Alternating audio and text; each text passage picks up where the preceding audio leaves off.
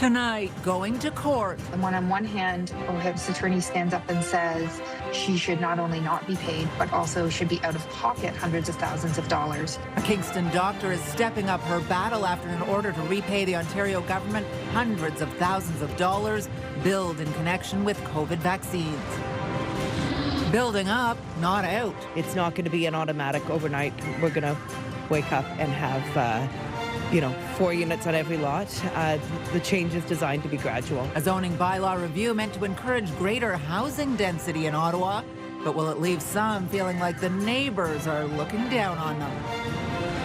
And planning ahead for a 200th birthday bash. The federal heritage designation status can take up to 2 to 7 years. So we have to start at some point. The ByWard Market dates back to 1827. Does it deserve to be declared a historic site?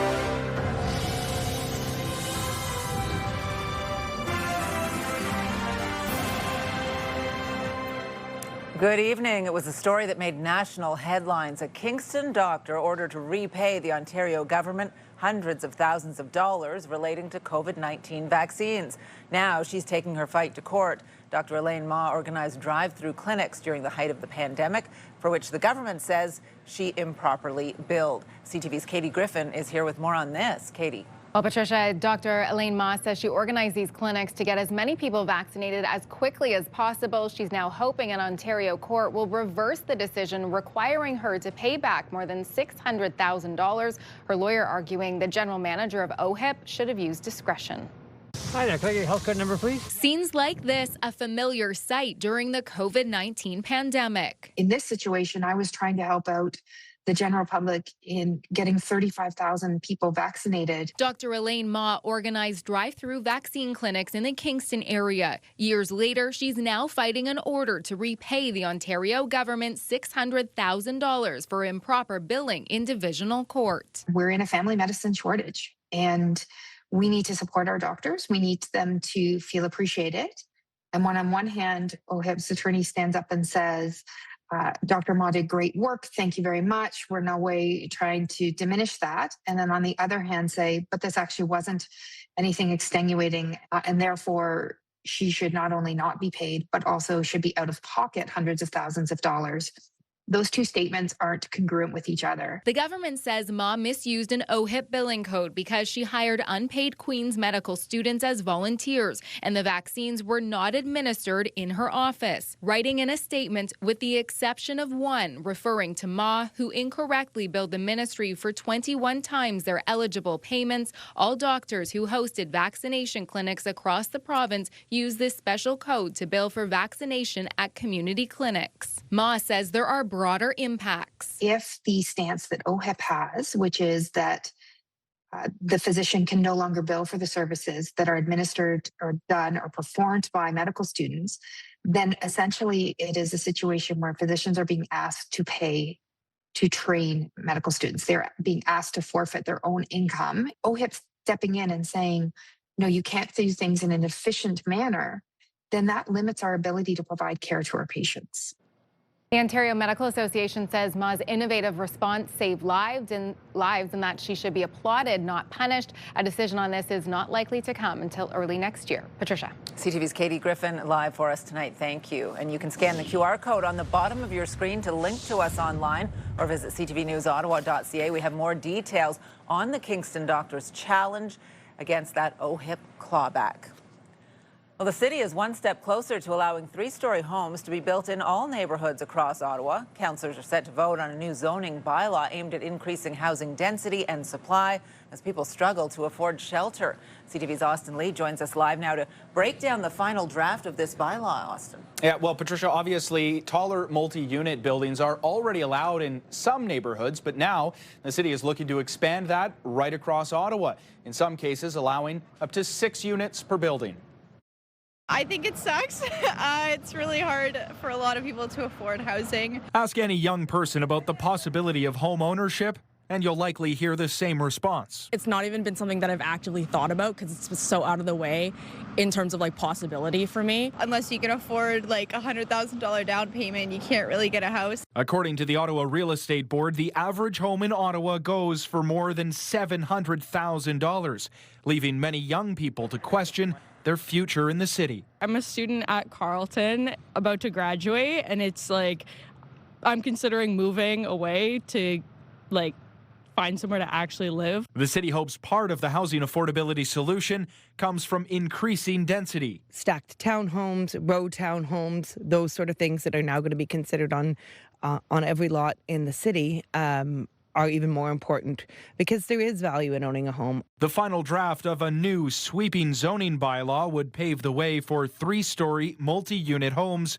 in all Ottawa neighborhoods. Take, for example, this street in Alta Vista. Right now, you have single-family homes on either side of the street, but with these zoning changes, you could soon see multi-unit buildings. It will take the right opportunity for the right person to develop as well. It's not going to be an automatic overnight. We're going to wake up and have 4 units on every lot. The change is designed to be gradual. The city expects Ottawa's population to swell by hundreds of thousands of people over the next 20 years, and homes of all kinds are needed to meet demand. There's still concern within the community about certain elements, but in order to meet the goals for housing, change is necessary. Young professionals are hopeful these zoning changes can help them to one day become homeowners. I think that's good for like a lot of people because most people can only afford an apartment right now. Anything that's going to let people live here for longer, because I think a lot of people really do love this city and do want to stay, but it's just impossible.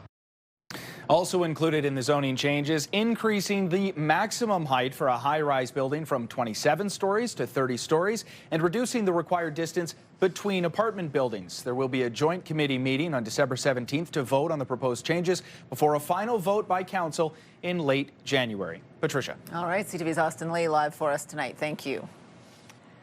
Well, it's one of Ottawa's oldest neighborhoods, and it carries with it some unique history. Does that make it historic? The ByWard Market has been around since before Canada was a country, and now the city is making a bid to see it get national recognition, hoping by the time the market celebrates its 200th anniversary in 2027, it will be designated a National Historic Site. CTV's Tyler Fleming joins us now with the details on this. Tyler. Yeah, Patricia, the market's roots stretch back well before Confederation, perhaps making it a good candidate for the recognition. But some business owners question whether this status should come before long-promised revitalization.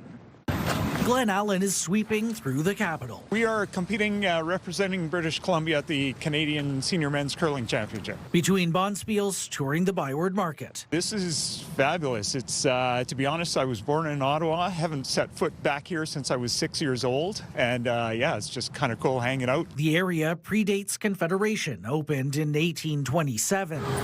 Now the city is seeking a National Historic designation with proposed boundaries around Rideau Street, Sussex Drive, Dalhousie, Geek and Parent Avenues, along with Murray and St. Patrick Streets. We hope to be open by the fall of 2026. After fire destroyed Vittoria Trattoria on William Street in 2019, Dominic Santaguida spent years navigating construction approvals, partly because of the area's heritage preservation status, and he has questions. Does it come with more regulation? Does it come with more red tape? Does it come with additional costs down the road? Who knows? But the city says the designation would be entirely commemorative and would not come with additional permits.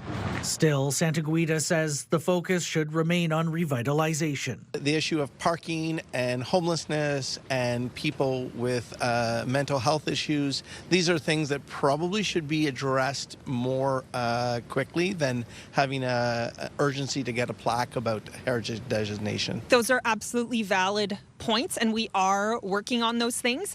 I think we have to understand, too, the federal heritage designation status can take up to 2 to 7 years. So we have to start at some point. While the historic status may attract more visitors, it also joins the ranks of other local sites, like the Chateau Laurier Notre Dame Basilica and Rideau Canal. For Allen, the ByWard Market qualifies and deserves a national title. I say go for it. Absolutely. Now, the city hopes to secure a National Historic designation along with its big bronze plaque that comes with it when it marks the 200th anniversary of the ByWard Market in 2027. Patricia. A lot of history there to learn, for sure. All right, CTV's Tyler Fleming live for us tonight. Thank you. We do have extended coverage of the city's bid to turn the ByWard Market into a National Historic Site. There are more stories online at ctvnewsottawa.ca. Still ahead, it's in Ottawa to give, and on this Giving Tuesday, we showcase 3 smaller charities that would love your support ahead of a busy Christmas season. That story coming up.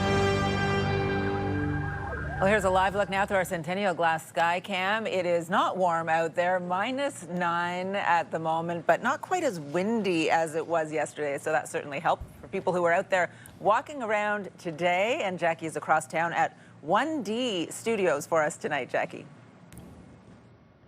Yes, Patricia, we're kind of glad we're indoors, but keeping the holiday Christmas spirit alive. So if you want to check out trees, enjoy the Christmas magic, this is going to be one of those options beginning this weekend. And we will have a behind-the-scenes look later on in the show. But taking a look now, we can see mainly clear skies, but you did say it yourself, very cold day. We were expecting some flurries, but most of the system was moving just south of us over Lake Ontario. Right now across the region, really sitting around -9, -10 degrees, but close to the seaway, temperatures sitting around -5. The clouds starting to roll in as well. The good news is we did see a little bit of sunshine today, and this will be very similar for tomorrow. The cold, brisk temperatures sticking around for the rest of the week, and potentially some flurries as well. We will have these details and much more in just a bit, and of course more from here at 1D Studios. Well, James Bowie, a disgraced Ottawa lawyer found guilty of criminal harassment and extortion, has had his law license revoked. The Law Society of Ontario stating on its website that Bowie can no longer practice law in the province.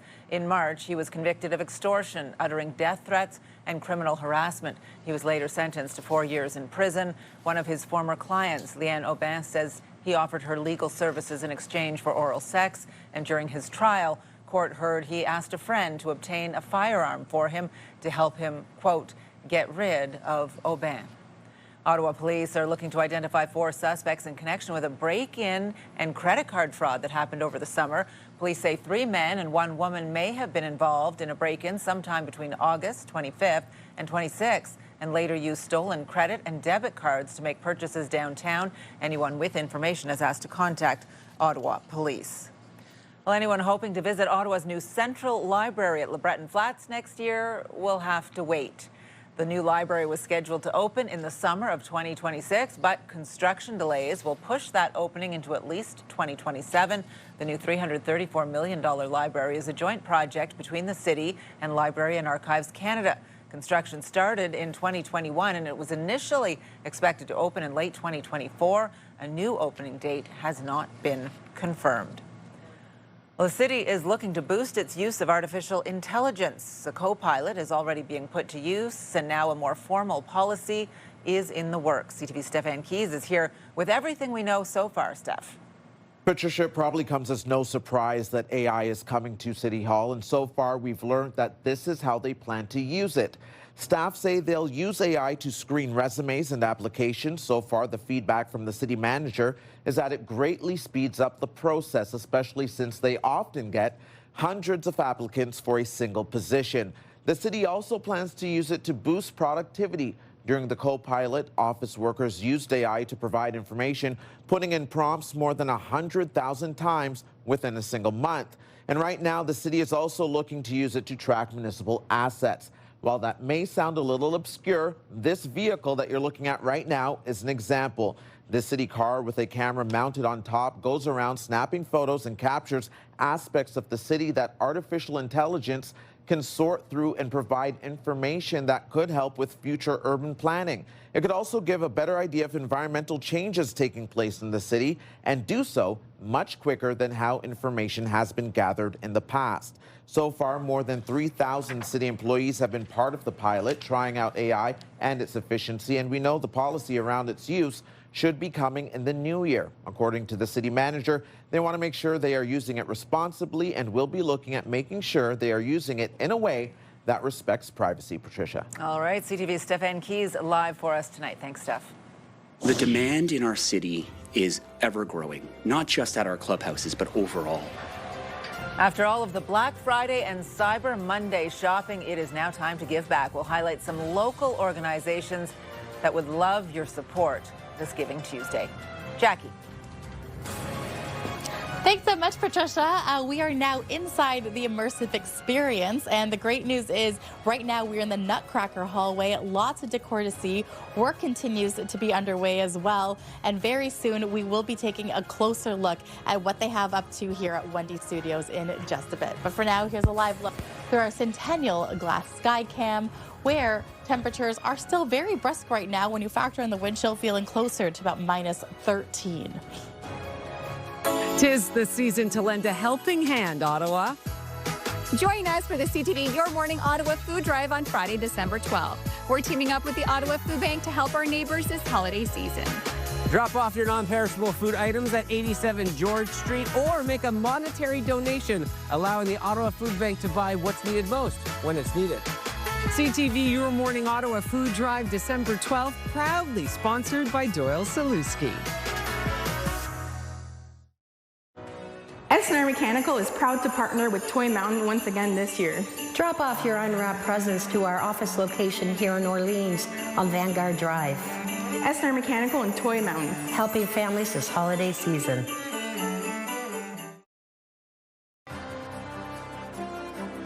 Taking a look at the roads on this Tuesday evening, things moving reasonably well along the Queensway today. It was certainly a better afternoon than what we saw all of last week. Well, after Black Friday and Cyber Monday comes Giving Tuesday, a day to turn savings into support for local charities. And this year, many say the need is growing as their resources shrink. CTV's Caitlin Wilson reports. For Amin Aden, BGC Ottawa is like a second home. I don't know what I would be doing without the Boys and Girls Club since it was actually my whole childhood. Now he works here, helping run programs for youth in vulnerable neighborhoods, seeing firsthand how places like this depend on fundraising, especially on Giving Tuesday, a day centered around giving back. The more support we get, the better off we're going to be able to offer programming to really wrap the end of this year nicely and also go into next year in a positive way. A couple years ago, BGC Ottawa was forced to shut down one of its locations and has since reduced services citywide by 26%, strained by rising costs and shrinking support.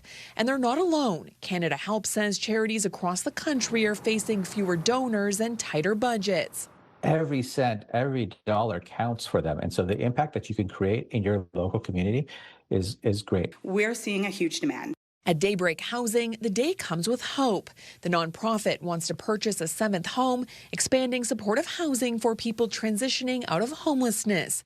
We just had a significant foundation repair at one of our houses, so all of those collective donations go right back into the homes, and then hopefully a little bit left over for a new purchase. And at Kind Space, an organization providing resources and a safe space for Ottawa's LGBTQ2S+ community, donations are critical. The centre needs $60,000 by the end of 2026 and $5,000 by the end of the month to keep its drop-in service open. We've seen a significant increase, about a 7% increase. That $5,000 is really critical to fill the gap between when funding comes in and when the money that we have currently runs out. Back at BGC Ottawa, donations are being matched up to $25,000, doubling the impact on a day that reminds us it's better to give than receive. Caitlin Wilson, CTV News. Mother Nature is delivering an early blast of winter temperatures to Ottawa. It is the coldest day of the season so far, with temperatures sitting at -10 degrees. This morning, the wind making it feel more like -16. The last time it was this cold was April 9th, so you'll definitely want to bundle up if you are heading outside this evening. But perfect weather for a snowman earlier today. And no fear of that snowman melting, I don't think, Jackie, as we take a look at the full forecast tonight. Yeah, we talked about how frigid the temperatures are going to be, and it's been trending for pretty cold, even into the minus double-digit temperatures, and that will carry us into the weekend. Glad we are indoors, though, where things are nice and warm here. Mainly cloudy skies is what we had for today. A little bit of sunshine popping through in and out, but again, the wind chill right now feeling more like minus 14. We saw a daytime high about minus 3. Overnight lows, partly cloudy skies with the wind chill. We'll feel closer to minus 15. And then tomorrow, it's going to warm up to about the freezing mark. The chance of flurries is in the forecast as well. And the greatest chance for this will be around the early afternoon, so around 3 o'clock. And keep in mind, in addition to the cold temperatures, it's going to feel chillier because we've got really heavy winds moving through. So we saw a bit of a break today, but tomorrow we've got gusts up to 40 kilometers an hour. Now, temperatures across the region about minus 12, minus 13, really for most of eastern Ontario. It's about minus 9 in Kingston, and Mont-Tremblant sitting around minus 18. As we look towards tomorrow's daytime highs, we'll be hovering a little bit above the freezing mark. So that's the good news. About 2 degrees in Kingston, 1 for really Brockville, Cornwall, as well as parts of Pembroke and Petawawa. Minus 4 in Mont-Tremblant, but we've got a little bit of those flurries kicking in as well. Now, across the country, temperatures are getting much chillier. We can see the cool air coming from the Arctic. Minus 2 in Fredericton. And then when we make our way here back in Ontario, temperatures are averaging about minus 2 in southern Ontario, minus 6 in Thunder Bay. And as we look towards out west, yeah, it's minus 29 in Yellowknife, Baker Lake minus 27, and Vancouver, the only one sitting above the freezing mark, sitting around 7 degrees. Now, we aren't going to see 7 degrees for quite some time, but the forecast in for some frigid temperatures. This 7-day forecast is brought to you by Davidson Hearing Aid Center, and you could visit them to nominate someone to win the gift of hearing. Now, we talked about the flurry conditions really in mind from Wednesday, taking us well into our Friday and even Saturday. The likeliness for this is going to be for Thursday as well as our Saturday, where the chance of flurries are greater. I do want to note minus 9 is going to be the daytime high for Thursday. Overnight into Friday, minus 20. And then we're only getting to a daytime high about minus 5. So temperatures are really cold. And I could even see the forecast for the early part of next week. And temperatures are going to be in the minus double digits as well. Ready to make this holiday season truly unforgettable? Well, Charm Diamond Centers is here to help. As a proudly Canadian family-owned business for over 50 years, they've been creating countless cherished love stories, and we're making it even easier to give the gift of a lifetime. You have the chance to win a spectacular $2,500 Charm Diamond Centers gift card. All you have to do is scan the QR code on the bottom of your screen to visit ctvottawa.ca to enter. Wishing you the best of luck. Now, Patricia, I'm just taking you around this immersive experience. We saw the Nutcracker alley and hallway. Now we're in this Narnia-like winter wonderland. How beautiful is this decor? And the crew is still continuing to work underway for the rest of the immersive experiences. And we will be talking to the man behind all of this in 1D Studios in just a bit. So tune in. Exactly what I pictured when you go through the wardrobe there. Jackie, thank you. Well, bakeries usually open early in the morning, but this one is going to tempt you during opposite hours. We'll tell you about a new late-night bakery coming to the Glebe. Tonight, a series of massive drug busts. We've made significant strides in dismantling supply chains and protecting our communities. The coordinated cross-Canada operation, what illegal drugs were seized, and the sweeping arrest. Later on CTV National News and live on Crave. The Davidson family believes that every child deserves a toy on Christmas morning. Drop off your new unwrapped gifts at any of our 11 Davidson locations. The Davidson family and Toy Mountain, helping families this holiday season.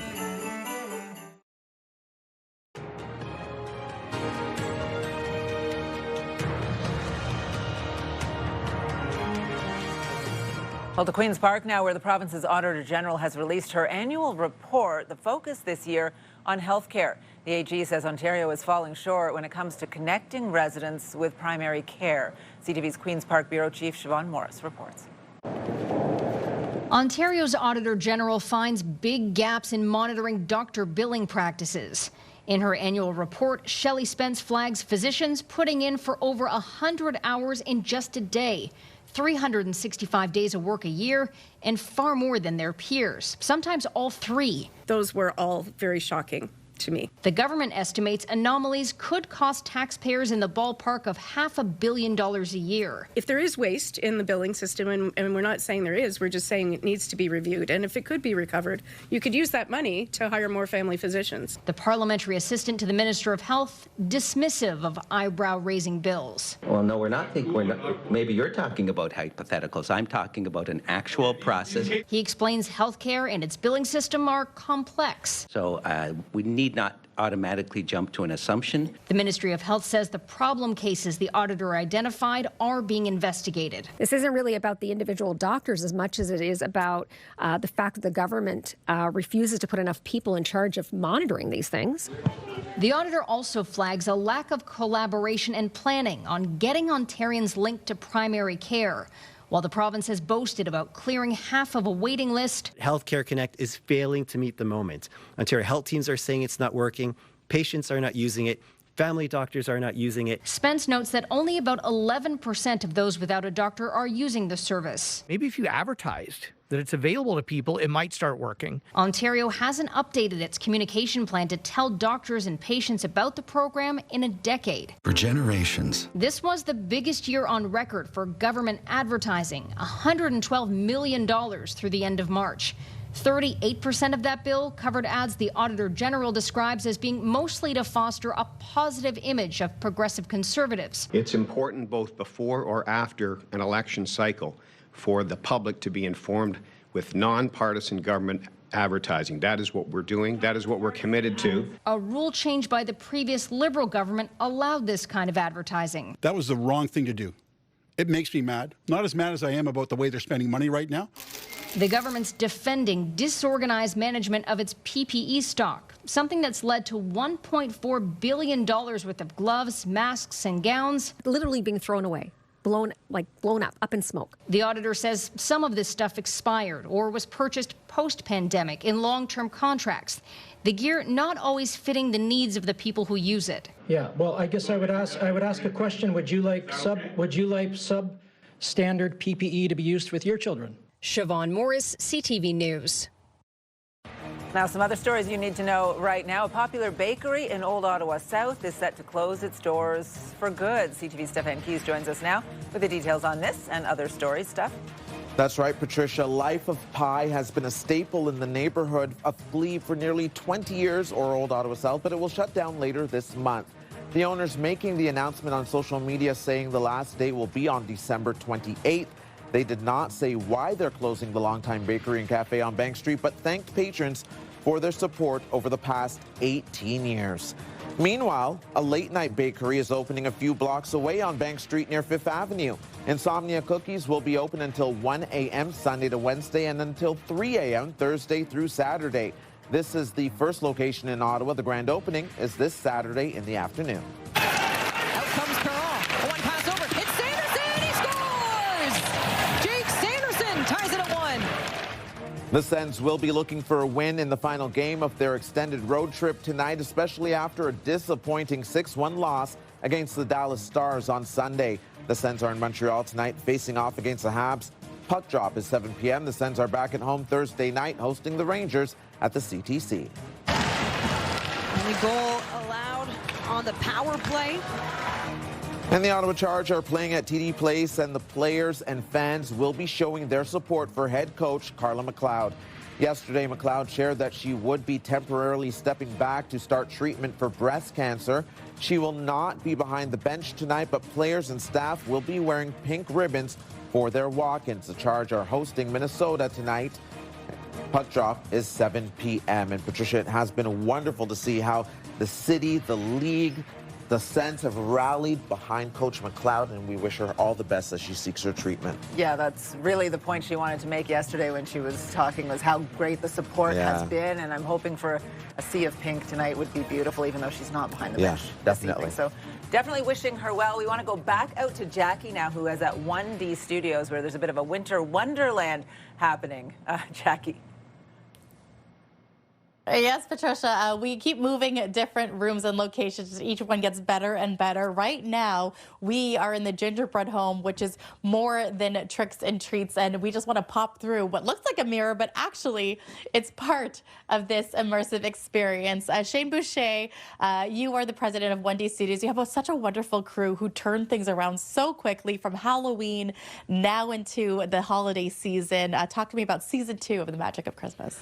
Well, it's that time of year again, so of course we've gone back to season 2. We're trying to make it bigger and better. That's our goal. Like with every sequel is bigger and better, and we just want to, we just want families to enjoy and come have an indoor experience, because a lot of them are outdoor, and we want to, we pride ourselves on an indoor, fun Christmas experience for the whole family. And we have been talking about the temperatures. We're getting down to minus double-digit temperatures. I love Christmas, but I don't love the cold so much. So this is actually one of the wonderful ways. Last year, it was really Hallmark movie-esque, but this year, I'm so excited to see the different places that you have in store. So can you just talk about some of the immersive experiences? For sure. This time we're diving in. We still want to play on that movie theme. We are a movie studio, but we're diving into some more specifics, like maybe the Grinch and Whoville might make us, a little surprise visit to our studio. And everything else, we're just trying to take from our movie sets and kind of expand upon that and really make everyone enjoy and see how movies are made right up close and personal. I really like that this up close and personal experience of how movies are made, and it is down to the little details. I mean, we take a look at here, that mirror effect through the looking glass and mimicking everything as much as possible. Yeah, exactly. We're really big on the details here, and we want people to enjoy, take their time walking through and really look and point out and try to find the little Easter eggs that we have hidden throughout. I love the Easter eggs, and one of my favorite, and I hear that the team is still working on this, is that Narnia wardrobe. For sure, yeah. We have a Narnia wardrobe, so you are going to be going into a magical winter forest. I don't want to give too much away. I want everyone to experience it, but there is a lot to experience here. Love this. And of course, a little appearance by Santa, who, fingers crossed, we will see later today. Thank you so much, Shane. Really appreciate it. Patricia, we're going to take it back to you in studio, but I just want to acknowledge how cool all of this is, and decorations are still underway, so I think we're going to take part. Opening weekend is starting this Friday, so we'll have these details and much more in just a bit. Looks intriguing for sure, Jackie. Thank you. And just ahead, the Ottawa Senators Foundation kicks off its Ignite Hope Telethon. We'll be joined by one of the local organizations you can help support on Giving Tuesday and next week. Get the latest live local breaking news. Sign up now for our morning and evening CTV News Ottawa newsletter. The best local content from CTV News, Your Morning Ottawa, and News Talk 580 CFRA. Get it all in one place. Sign up now at ctvnewsottawa.ca. The CTV News Ottawa newsletter is brought to you in part by CAA Business.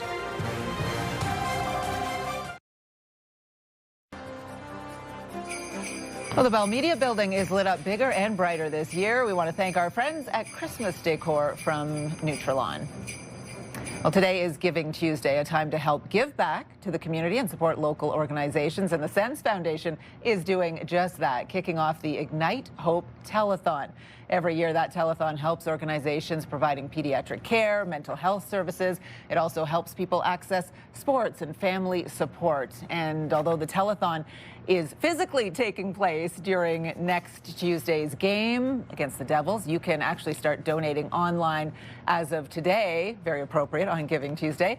And joining us now to talk more about this year's telethon and one of the organizations it supports is Jacqueline Balsito in the middle, the president of the Sens Community Foundation, Randy Gill from Their Opportunity, which is an organization that partnered with the Sens Foundation to create icebreakers, which helps newcomers to Canada get a chance to learn to skate. And that's where Nora comes in, because you had a chance to learn to skate, right? Yeah. And how was that? Was it fun to get out on the ice that first time?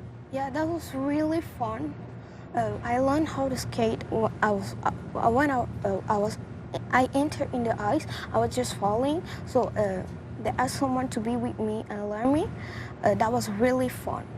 Everyone falls the first time they get on the ice, whether we're born in Canada or not. Hockey, yes. And you're doing so well in English, but French is your first language, right? Yeah. Would you like to say anything about this wonderful organization that helps give these lessons to you in French?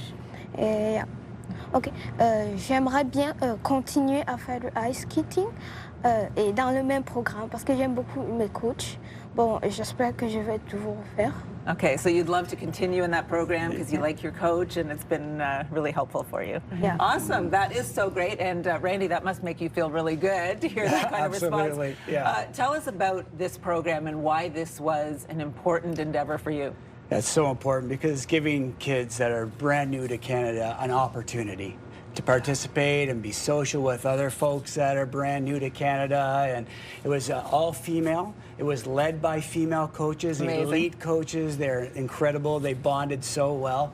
And they're still in touch today. It's pretty cool. And just kind of watch the smile on her face. That's kind of what we do this for. And, you know, it helps them connect. It helps them connect to culture and integration. It's beautiful. It matters so much. And her mom can attest to the fact that it's changed their lives and helped them really assimilate to That's so wonderful to hear. I still bug my parents about why they didn't put me in hockey. I played every other sport, but they didn't think that girls needed to play hockey when I was young. You had a lot of fun playing hockey. You played for a lot of years too, yes, right? I did too, yeah. I come by this naturally as well. Yeah. So you want everyone to have that experience. Absolutely. And Jacqueline, I know the Senators Community Foundation supports a lot of organizations doing great stuff in the community, but this must really tug at the heartstrings for you, and you see, you know, the sport that you are a part of professionally being shared with people who have recently arrived to our country. I think it's really special. I think it's really impressive that you wanted to try it too, and how well that you've done. But I think hockey is a bit of a glue that brings Canada together, and so we want everybody to enjoy it. So as a fan or a stick in hand or on a pair of skates, like Nora's doing such a beautiful job. And I won't lie, I love the fact that her coach was a female coach and that she was motivated by that. Mm-hmm. And I think that's really impressive. And when you talk about the Charge and you talk about the Sens, like we're one big hockey family, right? That's role modeling some wonderful stuff. Both the Senators in action in Montreal tonight, the Charge here at home as well. The Sens will be back in action next week taking on the Devils. So you can jump online, you can see stories about Nora and the organizations right now. You can physically donate, but you can also be a part of it when the broadcast is on next week on TSN. Yeah, we really want people to check out the stories online, and tune in next week for sure before the game. Absolutely. Mm-hmm. Ignite the hope. Ignite hope. Ignite hope. That's the telethon. Jacqueline, thank you so much. Nora, Randy, appreciate all of you being here tonight. We have all of the details on how you can donate to the Ignite Hope telethon on our website, ctvnewsottawa.ca. Number one rule is to make sure that you unplug things before you attempt to fix them. Well, it can be a frustrating moment plugging in your outdoor Christmas lights only to find one broken bulb, but there are ways to get them working again. We'll share some tips just ahead.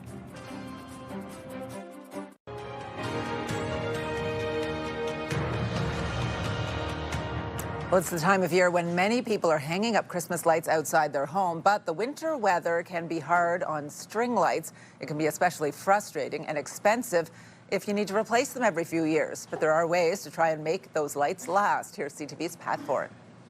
Some homes are already decked out for the holidays, and some homeowners spare no expense to have their properties look great for the festive season. It never seems to fail. Every year when I do my Christmas and holiday lights, there always seems to be at least one or two strings that don't work, and it's hard to know when should you fix them and when should you throw them out. Number one rule is to make sure that you unplug things before you attempt to fix them.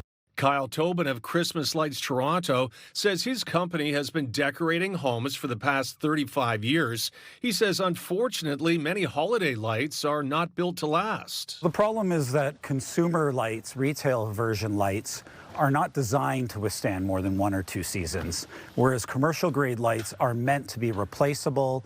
Parts can be retrofitted so that they can be maintained to last many years. Tobin says wet, freezing temperatures are also hard on outdoor lights. Brittle wire, water, and corrosion. Those are the biggest culprits of things that make a light strand disposable. If you have a strand that won't light, there are two fuses behind a small door on the plug.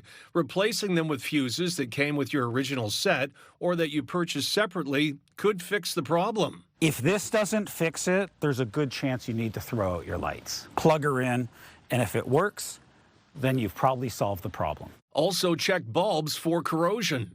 When this corrosion happens from moisture getting in and age, you develop something that's going to interrupt the flow of electricity. A recap: 4 common fixes for burnt-out string lights: replace the fuses, swap burnt-out bulbs, check bulbs and the cord for damage, and if bulbs are rust-colored and the wire is brittle and frayed, recycle the lights and get a new set. Tobin says using damaged lights is not worth the fire risk, as you want to be sure you have a safe holiday season. Pat Foran, CTV News. Well, a smaller Canadian bank is being acquired in a $1.9 billion deal. BNN Bloomberg's Marilla Fernandez has the details. Laurentian Bank is being sold to Fairstone Bank for just under $2 billion. Fairstone is an alternative mortgage lender. It will pay a 20% premium to Laurentian shareholders to buy the bank's commercial lending unit. And National Bank is acquiring Laurentian's retail and small business assets. The news today swept Laurentian shares up over 18%. Here are the closing numbers for the day. The Canadian dollar is down to 71.54. West Texas Intermediate crude is down to 58.64. Western Canadian Select is up to 46.24. And the TSX lost another 52 points today, ending the day at 31,049. Those are your business headlines. I'm Marilla Fernandez. Why does it feel right every time I let you in? Why does it feel like I can tell you anything? Well, coming up, we'll take a look back at YouTube's top trending videos of 2025 in Canada. Some good ones in there. Jackie. Thanks so much, Patricia. What is the magical Christmas experience without a treat and an appearance by Santa himself? This is one of the many activities that you could have at the Immersive Experience. Not only a photo shoot with Santa, but while you wait for your photo, you could even hang out on one of his sleighs for a wonderful ride. And this is just a look at the Wendy Studios Immersive Experience, and it starts this Friday. Now here's a live look through our Centennial Glass Skycam, showcasing Parliament Hill, where it's -9 right now, but with that wind chill feeling closer to -13.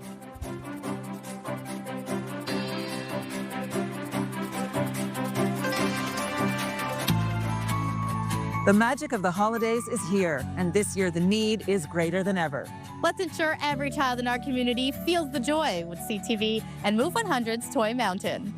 Together with the Salvation Army, we can help spread cheer and make a child's wish come true. Drop off any new unwrapped toy to the designated drop-off locations or make a monetary donation online. For all the details, visit toymountain.ca, presented by Donnelly Automotive Group.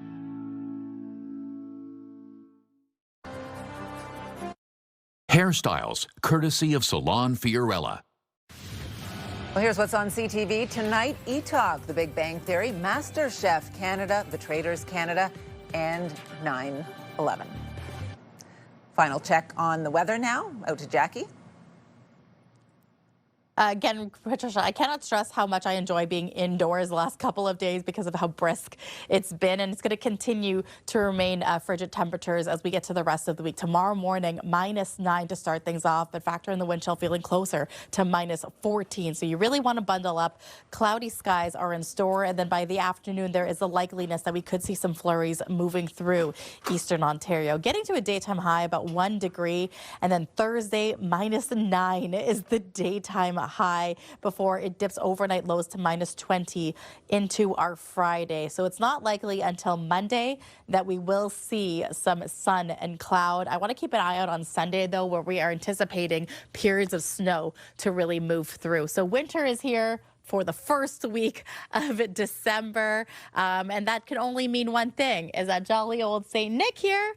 He will be hanging out and getting closer to your homes as we get closer to December 25th. So thank you, Santa, for joining us here today. Thank you. And again, we are at Wendy's Studio, the immersive experience for the magic of Christmas. Take a look around, enjoy all of the wonderful movie production that is brought to life, including hang out with Santa at the very end. So here we are for our holiday photo. We'll send it back to you guys in the studio. Great picture. I have to believe that Santa is loving these temperatures. Steph and I, not so much. So we want to check in with Steph Enkees to see what our team is working on for 11:30 tonight. Yeah, definitely, Patricia. Tonight, we'll take a look at the star-studded power that has arrived on Canadian soil to promote brain health. There's a conference happening in Toronto, and it's tackling something that's impacting many families. Dementia is one of the topics being discussed, and one of the keynote speakers is the spouse of a man who used to be one of the biggest action stars to grace the screens. If you guessed Bruce Willis, and if you're seeing him on the screen, then you are correct, and we'll bring you some of the highlights of what she shared. We'll have that story more tonight at 11:30, and we anticipate that there's some very powerful sentiments. Yeah, they've been really forthcoming on social media, and it's quite an ordeal, so look forward to that.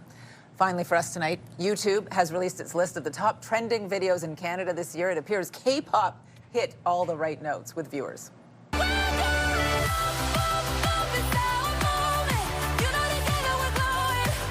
A lot of parents probably familiar with this song. Not only was the hit Netflix animated movie K-pop Demon Hunters one of the top trending topics, but multiple songs from the musical were among the year's top trending tracks.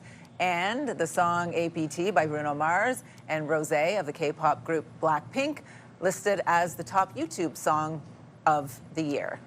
We all know that song, even if we don't know where it came from or what the connections are. Yeah, absolutely. Some good stuff on YouTube. We're on YouTube, too, by the way. Yeah, you should have been on the list, Patricia. Yeah, CTV News, CFRA, all of that. Top trending. Have a good night, everyone. Hi, Santa.